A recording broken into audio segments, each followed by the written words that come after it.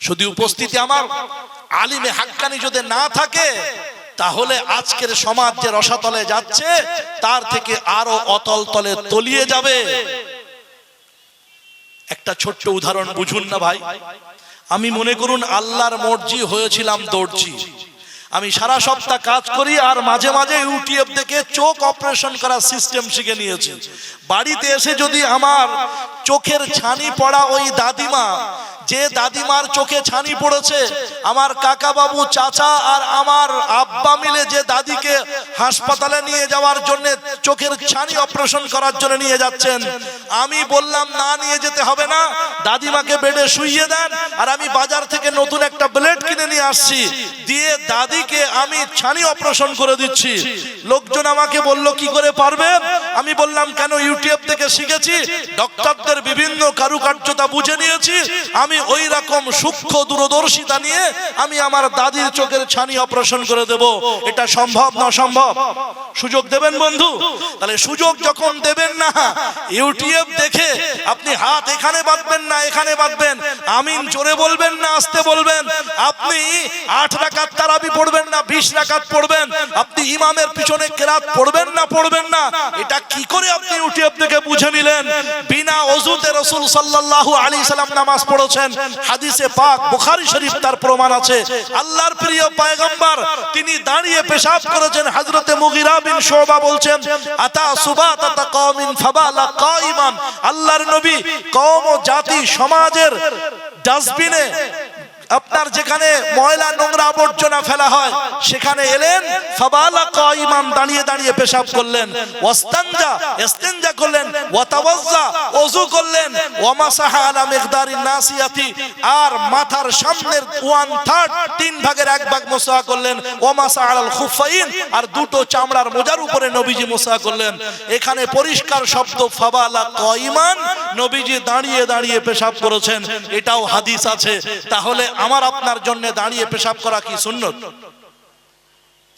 নবীজি বিনা ওযুতে নামাজ পড়েছেন, ঘুমিয়ে এসেছিলেন, নাক ডাকিয়ে ঘুমাচ্ছিলেন, আর পরিষ্কার আছে অন্নাউম মুস্তাজিয়ান, চিত হয়ে কাত হয়ে, আও মুত্তাকিয়ান, টেক লাগিয়ে যদি ঘুমায়। আল্লাহর নবী নাক ডাকিয়ে ঘুমিয়ে ফজরের নামাজের ইমামতি করছিলেন, পিছন থেকে বেলাল বলছেন, ইয়া রাসূলুল্লাহ আপনি তো ওযু করেননি। নবীজি বললেন, ওযু, I have ablution, আমার ওযু আছে। বেলাল বললেন, কি করে ওযু আছে? আপনি তো নাক ডাকিয়ে ঘুমাচ্ছিলেন। নবীজি বলছেন, বেলাল রে, ল্যাপটপের সুইচ অন করি না, অফ করি না, মোবাইল সুইচ ফ্লাইট মুড করে দিই না, ভাইব্রেশন করে দিই, নেটওয়ার্কিং সিস্টেম চালু রাখি, নতুবা আরশ থেকে মেসেজ এলে আর ল্যাপটপ বন্ধ থাকলে, কম্পিউটার ক্লোজ থাকলে আরশের মেসেজ রিটার্ন চলে যাবে। তাই তানামু আইনায়া ওয়ালা ইয়ানামু কলবি, বেলাল রে, আমার চোখ ঘুমায় কিন্তু অন্তর ঘুমায় না, আর অন্তর যদি না ঘুমায় সেই ঘুমে ওযু নষ্ট হয় না। বেলাল, ওযু আছে, তাকবীর দাও, নামাজ হবে। প্রিয় সুধী আমার, তাহলে হাদিসে তো এটাও আছে। আসুন, আমার বক্তব্য বাকি আর 4 মিনিট আছে। হুজুর প্লিজ কাইন্ডলি, হুজুর 8টা পর্যন্ত বলেছিলেন। আমি আপনাদেরকে শোনাতে চাই, ওলামায়ে কেরাম মিসগাইড করবে না। তবু আলহামদুলিল্লাহ আমাদের সমাজে কিছু মানুষ আছেন, তারা হাফিজ আলিমদেরকে নিয়ে ডাক্তার বানাচ্ছেন, হাফিজ আলিমদেরকে নিয়ে পাইলট তৈরি করছেন। এটা একটা সেক্টর, একটা মন মানসিকতার মানুষ আছে, ওদিকটাও আমরা দখল করছি। কিন্তু সাথে সাথে কোরআন হাদিস যদি পুঙ্খানুপুঙ্খভাবে হেফাজত না হয়, তাহলে কিন্তু কোরআন হাদিস বিলীন হয়ে যাবে।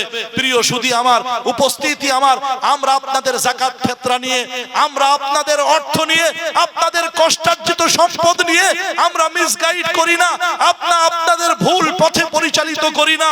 দায়িত্ব নিয়ে বলছি বন্ধু আমার, আসুন ইনশাআল্লাহ, বিশ্বাস রাখুন, একসঙ্গে সদল বলে সকলকে ইনশাআল্লাহ জান্নাতে যেতে হবে। হবে না? হবে না? এসআইয়ের মাধ্যমে আমাদের হয়তো চিনতে পারে আমাদের কাছ থেকে আমাদের জান, কিংবা চিনতে পারে বাসস্থান, কিন্তু মনে রাখবেন, মুসলমান জান দিতে পারে, মুসলমান বাসস্থান দিতে পারে, কিন্তু মুসলমান কোরআন আর ঈমান ছাড়তে পারে না। পারে বন্ধু? সম্মানীয় শুধু আমরা যুগে যুগে তার প্রমাণ করিয়ে দিয়ে এসেছি। শুধু উপস্থিতি আমার, আসুন আল্লাহ তাবারক তাআলার রাসূলের মাধ্যমে যে জান্নাতের সংবাদ আমরা পেয়েছি, সেই জান্নাতের সংবাদ আমরা নিয়েছি, পেয়েছি, জেনেছি, সেই জান্নাতের বাসিন্দা হতে হবে না, হবে না? সেই দিকে যাবো ইনশাআল্লাহ। তাহলে আসল সুখ যেখানে হারিয়েছে সেই পথে খুঁজবো সবাই ইনশাআল্লাহ। সেই পথটা কোন পথ? সেই সুখটা কোথায় ভাই? জান্নাতে। সেই সুখটা কোথায়? জান্নাতে। এ কথা বলেছেন কে? এ কথা আমাকে শুনিয়েছেন আমার ওস্তাদে মুহতারাম, এশিয়া মহাদেশের বিখ্যাত দ্বীন ইসলামের প্রাণ কেন্দ্র হানাফি কেল্লা ইমানি দুর্গ দারুল উলুম দেওবন্দ মাদার ইলম, তার প্রখ্যাত শেখুল হাদিস, বিখ্যাত মুহাদ্দিসে কবির হযরত শেখ আব্দুল হক আল আজমি রাহমাতুল্লাহ আলাইহি, তাকে শুনিয়েছেন শেখুল ইসলাম হোসেন আহমদ মাদানী রাহমাতুল্লাহ আলাইহি, তাকে জান্নাতের কথা শুনিয়েছেন তার উস্তাদ শাইখুল হিন্দ মাহমুদুল হাসান দেওবন্দি রাহমাতুল্লাহ আলাইহি, তাকে জান্নাতের কথা শুনিয়েছেন তার উস্তাদ মুহতারাম হযরত কাসিমুল উলুম ওয়াল খায়রাত হযরত মাওলানা কাসিম নানুতবী সাহেব রাহমাতুল্লাহ আলাইহি, তাকে জান্নাতের কথা শুনিয়েছেন তার উস্তাদ হযরত আব্দুল গনি আল মুজাদ্দিদ রাহমাতুল্লাহ আলাইহি, তাকে জান্নাতের কথা শুনিয়েছেন তার উস্তাদ মুহতারাম শাহ ইসহাক মুহাদ্দিস দেহলভী রাহমাতুল্লাহ আলাইহি, তাকে জান্নাতের কথা শুনিয়েছেন তার উস্তাদ মুহতারাম শাহ আব্দুল আজিজ মুহাদ্দিস দেহলভী রাহমাতুল্লাহ আলাইহি, তাকে শুনিয়েছেন তার উস্তাদ মুসনাদুল হিন্দ ভারত গুরু শাহ ওলিউল্লাহ মুহাদ্দিস দেহলভী রাহমাতুল্লাহ আলাইহি, তাকে জান্নাতের কথা শুনিয়েছেন তার উস্তাদ আবু তাহির আল মাদানী রাহমাতুল্লাহ আলাইহি, তাকে জান্নাতের কথা শুনিয়েছেন তার উস্তাদ ইব্রাহিম আল কুরদি রাহমাতুল্লাহ আলাইহি, তাকে জান্নাতের কথা শুনিয়েছেন তার উস্তাদ আহমদ কুশাশি রাহমাতুল্লাহ আলাইহি, তাকে জান্নাতের কথা শুনিয়েছেন আহমদ ইবনে আব্দুল কুদ্দুস আবুল মাওয়াহিব আশ-শিন্নাবী রাহমাতুল্লাহ আলাইহি, তাকে জান্নাতের কথা শুনিয়েছেন জাইনুদ্দিন জাকারিয়া আল আনসারী রাহমাতুল্লাহ আলাইহি, তাকে জান্নাতের কথা শুনিয়েছেন আহমদ ইবনে মুহাম্মদ আর-রামানি রাহমাতুল্লাহ আলাইহি, তাকে জান্নাতের কথা শুনিয়েছেন তার উস্তাদ আহমদ ইবনে আলী ইবনে হাজার আল আসকালানি রাহমাতুল্লাহ আলাইহি, তাকে জান্নাতের কথা শুনিয়েছেন তার উস্তাদ হযরত ইব্রাহিম আত-তানুখী রাহমাতুল্লাহ আলাইহি, তাকে জান্নাতের কথা শুনিয়েছেন তার উস্তাদ আবুল আব্বাস আল হেজার রাহমাতুল্লাহ আলাইহি, তাকে জান্নাতের কথা শুনিয়েছেন তার উস্তাদ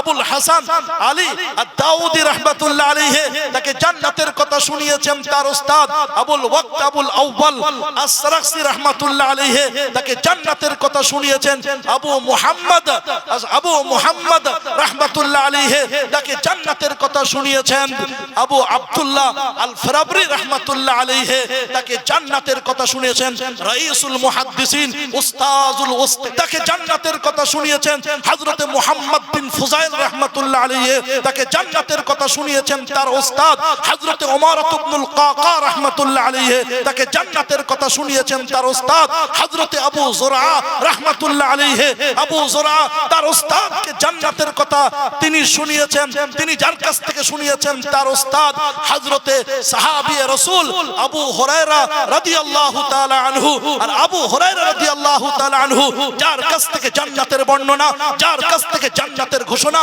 যার কাছ থেকে জান্নাতের কথা শুনিয়েছেন, তিনি স্বচক্ষে জান্নাত দেখে এসেছেন, স্বচক্ষে তিনি জান্নাতের দিদার করে এসেছেন, তিনি হলেন আকায়ে মাদানী তাজদারে মদিনা জনাবে মুহাম্মদুর রাসূলুল্লাহ সাল্লাল্লাহু তাআলা আলাইহি ওয়াসাল্লাম, ওয়া মা ইয়াতিকু আনিল হাওয়া ইন হুয়া ইল্লা ওয়াহয়ু ইউহা, তিনি ওহী ছাড়া কোনো কথা বলেন না, তিনি জান্নাতের ঘোষণা ওহীর মাধ্যমে আর মেরাজের রাত্রে স্বচক্ষে দেখে এসে আমাদেরকে বলেছেন।